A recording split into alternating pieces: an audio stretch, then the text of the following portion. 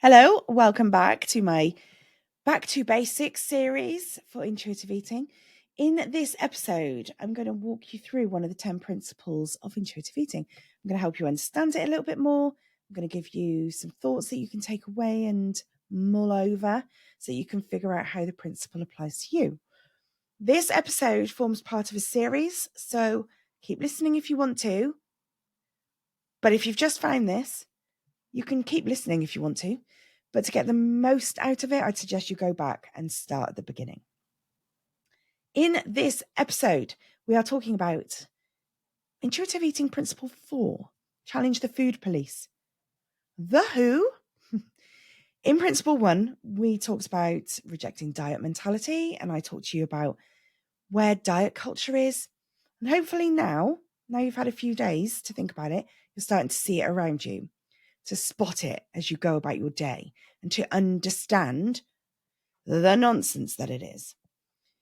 However, if you've been subject to diet culture for a very long time, and all these messages have been chipping away at you for a long time, then they will all sink in and they will take hold and they create the beliefs that we have around food.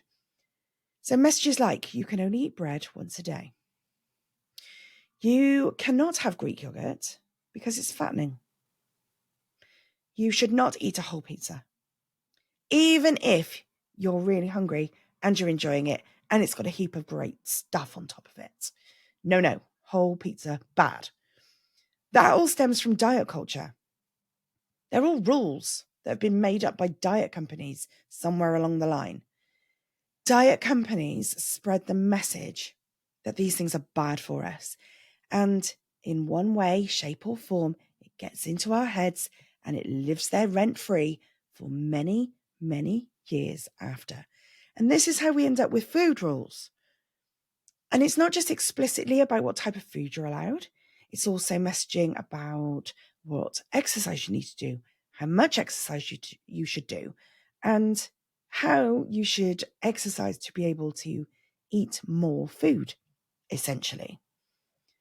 The guilt that comes up around food ends up being voices in our heads. And they end up being these niggling thoughts that any time you even contemplate going somewhere near food that is supposedly not good for you or not good for your diet, then you end up with this horrible voice in your head that tells you shouldn't eat it. And it tells you have to make up for it after. And these thoughts in your head are what we call the food police in intuitive eating. And let me tell you, those food police are mean. Those voices, a little voice that tells you how many calories is in the donut you're about to eat. Food police. The voice in your head that comes out in your exercise class telling you that you can now go and have something to eat because you've burnt off some calories. Food police. And that voice on a Monday morning telling you you've had one hell of a weekend, you've eaten far too much, you've drank too much alcohol, you better cut back this week. The diet starts today. Food police, food police, food police. And do you know where the food police come from? It comes from all the magazine companies with their messages all over the front covers, criticizing celebrities that have gained weight or lost weight or aged or just somehow changed. And what you don't realize is that these messages are there in a much more subtle form all the time too. So they're on the magazine covers when you've got titles like 5 healthy snacks to have in your lunchbox this week, or slim down in 14 days for Christmas, that sort of thing. It's all messages that we're taking in all the time by these magazine advertising, by these food police, the advertising slogans, the TV messaging, all that sort of thing. There is a company that makes crisps, and they did a recent advertising campaign that basically said their crisps were not as low in calories as they would like them to be, but they're lower than the others, so that makes them okay to eat.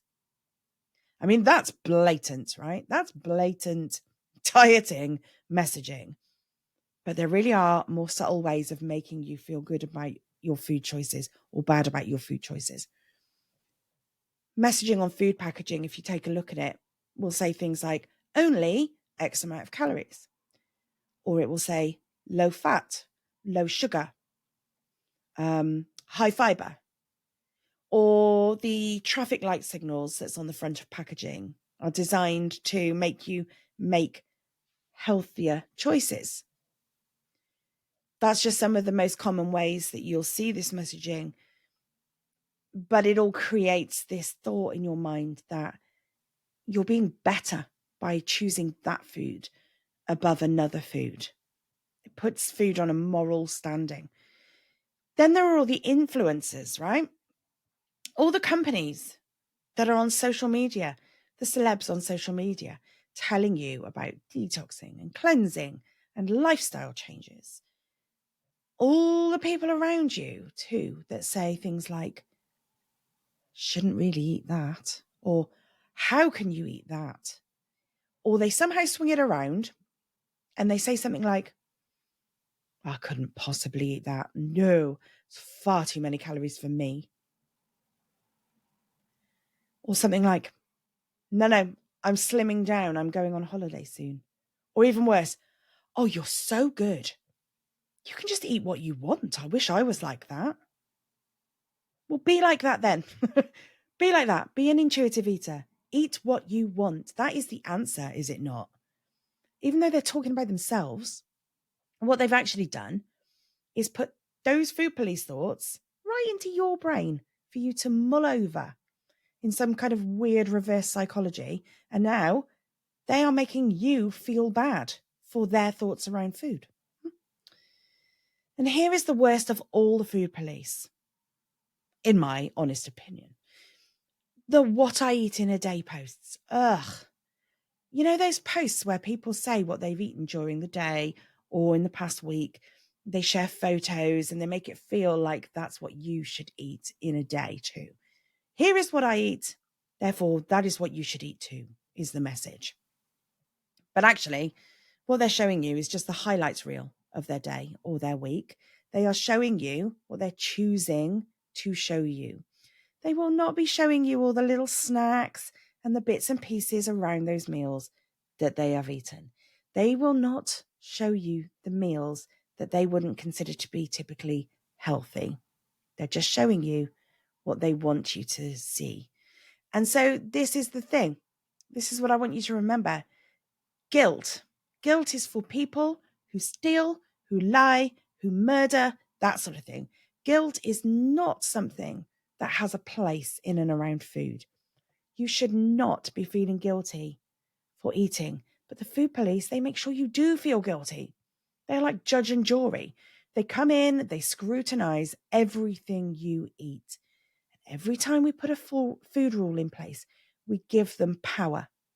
Every time we decide that we are not going to eat after a certain time in the evening, we're not going to eat at a certain time of day, we are only going to have this amount of calories, or we're no longer going to eat this food group, it's putting a rule in place that the food police can then come in and enforce. They're not helpful. They don't give you any kind of assistance.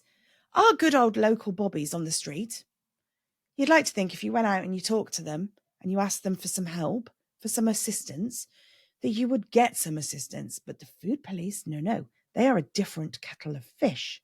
They are not there to help you. They are there to criticize you. They are there to judge you, and they are there to make you feel bad. So now is the time to turn that around.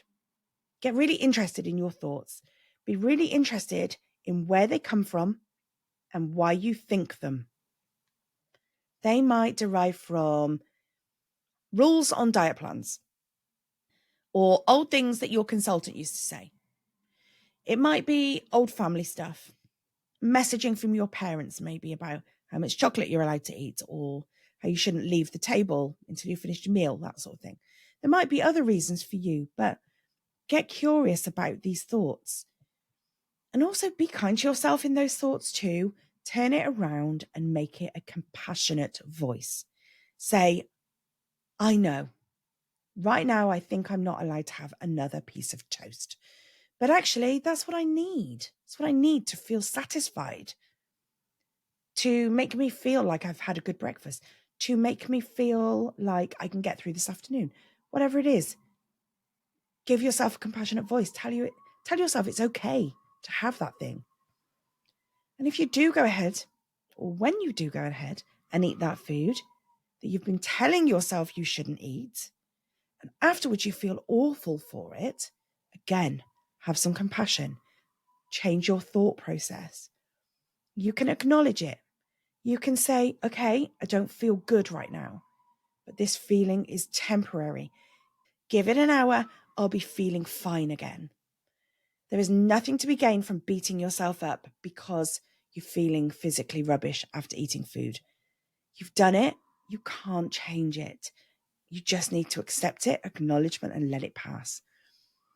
You really can't do much about the magazines and the people around you that are talking about food and guilt and making you feel bad about things, but you can change thoughts in your head. You can change the way you think about food. You can choose to enjoy it. You can choose to feel the satisfaction and the pleasure in food. You can choose to honor your hunger. You can choose your behavior after you've eaten. You can turn your thoughts around.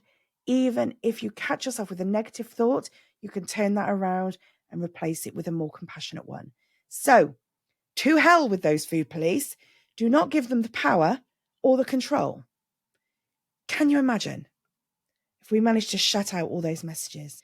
The diet companies, the magazines, the newspapers, the adverts, the food packaging, the influencers. Imagine if you could just make it all stop. So today, I would like you to start to notice these messages and these thoughts. Take note of when they come up. Take note of what foods they relate to and how they make you feel, because to become aware of them is a step in the right direction. If you would like me to help you work through this, then I would really love to have a call with you. You can have a free 30-minute session with me. We can talk about how you feel about food. I can give you some tips to help you get started straight away. And then we can look at some options that might help you with me going forward. So if you would like to book that session, just find the link. It's in the show notes, and I look forward to meeting you.